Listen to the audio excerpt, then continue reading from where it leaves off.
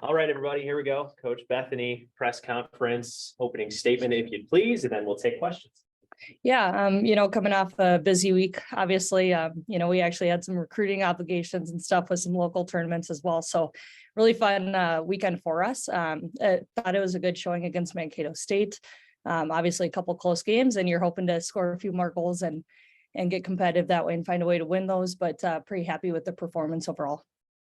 I was going to ask, obviously, more offense is a requirement. How do you kind of light a fire among, is it line juggling or what are you doing at this point to try and kind of gin more offense out of this team? Yeah, great question. I think for our squad right now, a lot of it is just kind of generating some more garbage opportunities, for lack of a better way of saying it, and not necessarily being so stuck on making the perfect pretty play. And so I think that's going to be a focus for us.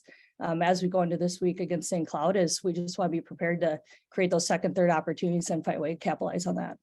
Do you, is it go to the top of the crease, look for that kind of stuff, or, can you teach that? Yeah, I think so. Absolutely. I think one thing that our program continues to hang our hat on is our grit, our competitive nature. And so I think that you can really harness that and tailor that in a gameplay situation to create opportunities that way. Yeah.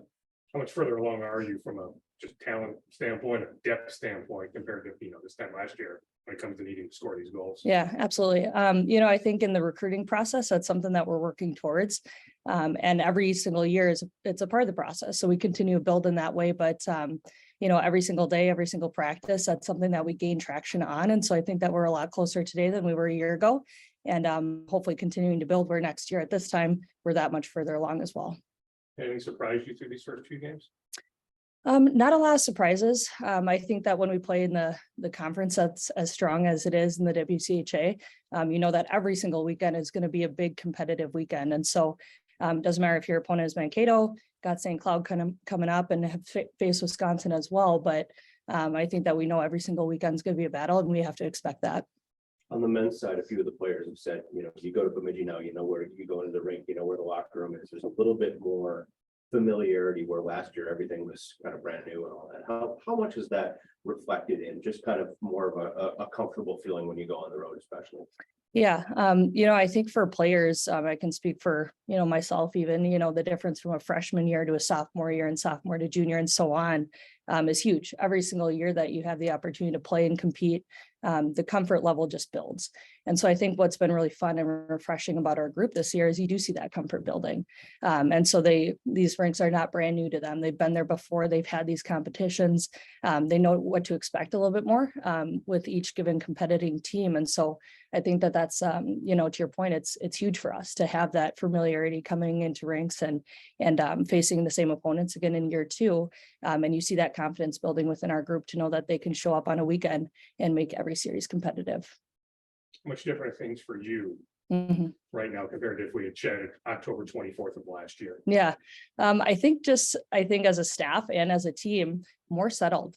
I think that there were a lot of unknowns coming into the season, and we were kind of late to the recruiting game last fall.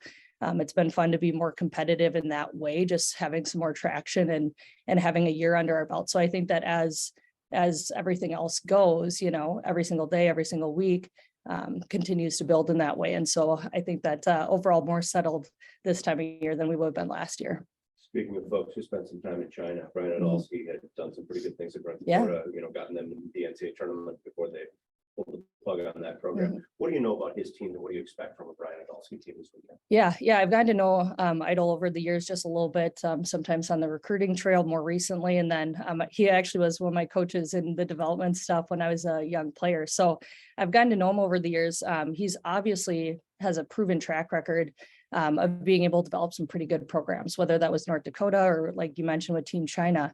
And so his track record is strong, and with his hire, obviously I was very close with Mira in college, was teammates with her and know Janelle well. And there's no doubt that as a staff, they're going to push that group. They're going to be competitive. They'll be intense. And it's fun to see, even in the first couple of weekends here, how competitive they have been. And so I think that, not only Idol, but just their whole staff in general bring some really good things to the table, and they're going to continue to make St. Cloud become more and more competitive. And that's your hopes for all teams in the WCHA, to be honest. I don't know how much you've talked about your opponent, but I saw Joel on Saturday. We were watching, one of the games. They gave the Gophers obviously all they can handle in 2 games this weekend. What's the scouting report on Huskies? Yeah, we were kind of in a unique situation. You can't actually usually go to watch a different team play. It's against rules, but Coach Jay and I were fortunate. We were able to go over there for a big alumni event. And so it was kind of an exception to the rule in that way. And so it's kind of funny. People asked about the game. I was like, honestly, I didn't even get the chance to watch much of it because you're so busy being able to connect and talk with former players and staff, which was really, really fun. But all that being said, we've got their games on film and we'll go back and do some review. But there's, like I said, there's no doubt that from a competitive standpoint and the way that the coaches are coaching them, I think St. Cloud is they're strong this year. They're fast, they're competitive. I see them battling in the capacity that maybe they hadn't had that same jump in the past. And so I think anytime you get a fresh coaching staff, it brings some new energy and some new fire. And there's no doubt that they're playing that way. And so as we prepare this week at practice, that's going to be a big focus area for us is how do we compete? How do we play a physical game? Being mindful to stay out of the box while you do it. And then piecing those things together to get some success that way. So you really didn't watch much of the game on Saturday? Yeah, I tried to catch snippets here and there, but I'm telling you, it was a busy weekend and it's fun to just catch up and see people too. But yeah, I tell you what, it was hard to ignore. It was a great game, right? Like towards the end of the game there, I'm dialed in the last 3-4 minutes, just watching those 2 teams compete and actually was doing some reflection on that this morning. I'm like, man, how fun is it to play in this league? I just really believe that we're such a strong league when you look across the country and we're physical, we're fast. There's a lot of finesse and playmaking and goal scoring ability. And so, it's kind of a cheesy way to look at it or talk about it, but every single weekend is just something that is fun to look forward to as a player, as a coach. I just think that the competitiveness it's right there in the WCHA, and any given weekend, you've just got teams that will go out and battle and compete, and you never know if the games are going to be, are they going to be close? Will there be, some goal scorers that run away with it? I think that's what's exciting about playing in our league. I mean, not just the league, just the state of women's college hockey, like where things are at. Yeah, absolutely. I think it continues to build, right? I will readily admit when I was in college, it was different then. And, 4 years prior to that was different then. And so I think what's really fun about being in particular on the girls and women's side is that you see that growth year to year. And it's tremendous to look back and we had just celebrated that 25th anniversary, over at Ritter Arena, and in 25 years, and you can ask the first players on those teams, the growth of women's hockey has just been tremendous, to say the least. So it's been really fun to, I think, be a part of, as a player and then now as a coach and see the development that way. Bethany, I know you're all purple now, but if I could take you back to last weekend, just, looking back on 25 years ago for hockey, that had to be a pretty cool thing to be a part of, but see Laura Halverson out on the ice again and some of that. Absolutely. Yeah. It was great. You mentioned Halverson, and she's done some amazing things, not just for, the Minnesota program when she was there, but just for women's hockey in general. And so I think it doesn't matter if you're in purple, if you're in maroon and gold, or if you're in any other color, to be honest. I think that when it comes down to it, especially females in the game right now, but coaches across the board, they're excited to see that growth over the last 25 years, 30 years, whatever it's been now in women's hockey. And so it's pretty special to be a part of it. All right, we'll take one more question from the Zoom. If Ryan Stieg is with us.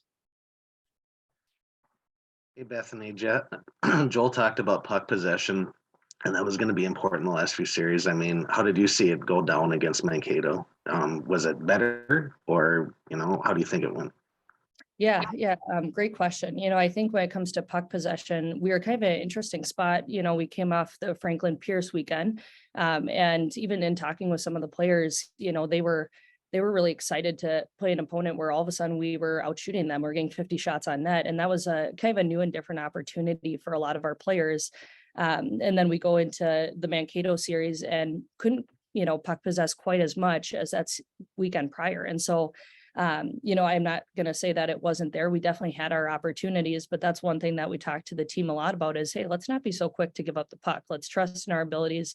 Let's protect it and move that puck in the zone in a way that we feel confident that if we're going to get rid of it, we're actually putting it into a better space than when we originally had it on our stick. And so I think that, no different than a few other areas that we're looking to clean up and fine tune as we go into this weekend. Puck possession is going to be huge. And that's not because we're playing St. Cloud. It's because puck possession in the WCHA in general is going to lead to a lot more success. Thank you, guys. Thank you, Bethany. Thanks, coach. Yeah, thanks, guys. Appreciate Yeah, it. Thanks, coach.